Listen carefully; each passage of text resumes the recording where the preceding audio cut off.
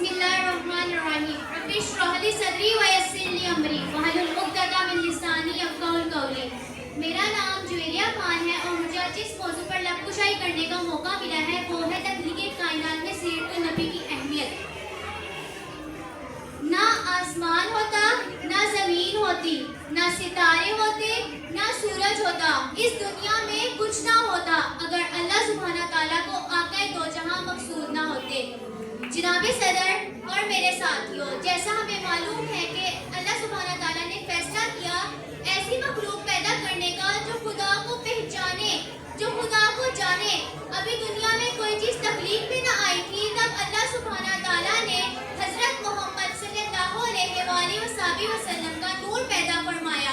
آپ صلی اللہ علیہ وآلہ وسلم کی دنیا میں تشریف آوری سے پہلے دنیا کا نظام درہم برہم تھا۔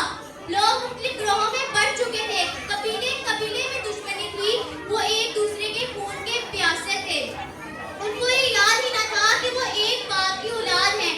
امیروں کو غریبوں سے نفرت تھی، وہ ان کو انسان ہی نہ سمجھتے تھے یا خود کو انسان سے کوئی بالا تر ہستی سمجھتے تھے۔ پھر سرور کونین صلی اللہ علیہ وآلہ وسلم کی تشریف آوری ہوئی، صدیوں سے جلی نفرت کی آگ بجھ گئی۔ اللہ سبحانہ تعالیٰ نے آپ صلی اللہ علیہ وآلہ وسلم کو اتنا اچھا اخلاق اور اتنا نرم لہجہ عطا فرمایا کہ خود اس کو خلق عظیم قرار دیا، جس کی تشریح یہ ہے کہ جو تم سے قطع تعلقی کرے، جو تم سے قطع تعلقی کرے، اس سے تعلق ختم نہ کرو بلکہ اپنے حسن سلوک سے اسے اپنی طرف مائل کرو۔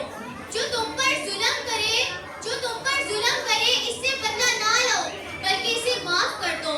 جو تم سے برا سلوک کرے، اس سے اچھا سلوک کرو، اس کا اجر عظیم اللہ سبحانہ تعالیٰ تمہیں عطا فرمائیں گے۔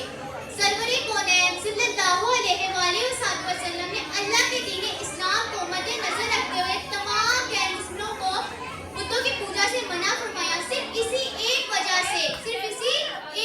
سے تمام غیر مسلم آپ صلی اللہ علیہ وآلہ وسلم کے مخالف بن گئے۔ سرور کونین پر طائف کی بستی میں ظلم کے پہاڑ توڑے گئے۔ ان کو یہ یاد ہی نہ تھا کہ ہمارے آخری نبی ہیں، اللہ تعالیٰ کی طرف سے بھیجے ہوئے ایک نبی ہیں، اور انہوں نے پھر بھی زبان مقدس سے ایک بدعا تک نہ نکلی۔ انہوں نے بلکہ اللہ سبحانہ تعالیٰ سے دعا مانگی، الہی قوم کو چشم بصیرت دے، الہی قوم کو چشم بصیرت دے، بے خبر ہے بیچارے تو انہیں نور ہدایت دے۔ آخر کار وقت بدل گیا، اللہ سبحانہ تعالیٰ نے اسلام کو غلبہ عطا فرمایا۔ جب تمام دشمن آپ صلی اللہ علیہ وآلہ وسلم کے سامنے کھڑے تھے، آپ صلی اللہ علیہ وآلہ وسلم نے فرمایا، مجھے پہچانتے ہو اور اپنا سلوک یاد ہے تم کو؟ مجھے بتا آج مجھ سے کیسے سلوک کی توقع رکھتے ہو؟ سب کی نظریں شرم سے جھک گئی اور دبی آواز میں جواب دیا، اے نبی، ہم نے آپ سے ہمیشہ بھلائی دیکھی اور بھلائی کے ہی امیدوار ہیں۔ آپ صلی اللہ علیہ وآلہ وسلم نے پھر بھی یہی فرمایا، آج تم پر کوئی سرزنش نہیں، میں وہی کہتا ہوں جو میرے بھائی حضرت یوسف علیہ السلام نے فرمایا، میں اللہ تم کو معاف فرمائے، جاؤ تم سب آزاد ہو۔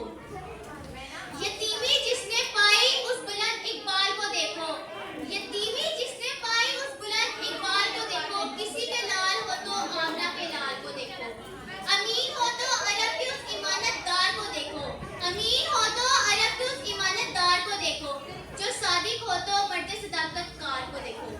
ذرا اس فاتح عالم کا انداز ظفر تو دیکھو، ذرا اس فاتح عالم کا انداز ظفر تو دیکھو، وہ سارے دشمنوں پر ایک رحمت کی نظر تو دیکھو۔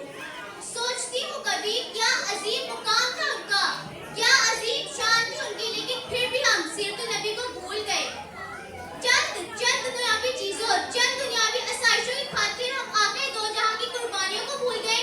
چلے آج ایک وعدہ کرتے ہیں، ہم تمام لوگ سیرت النبی کو آج سے اپنی زندگی کا حصہ بناتے ہیں اور اس پر عمل کرنا شروع کرتے ہیں۔ جزاک اللہ۔ ماشاءاللہ۔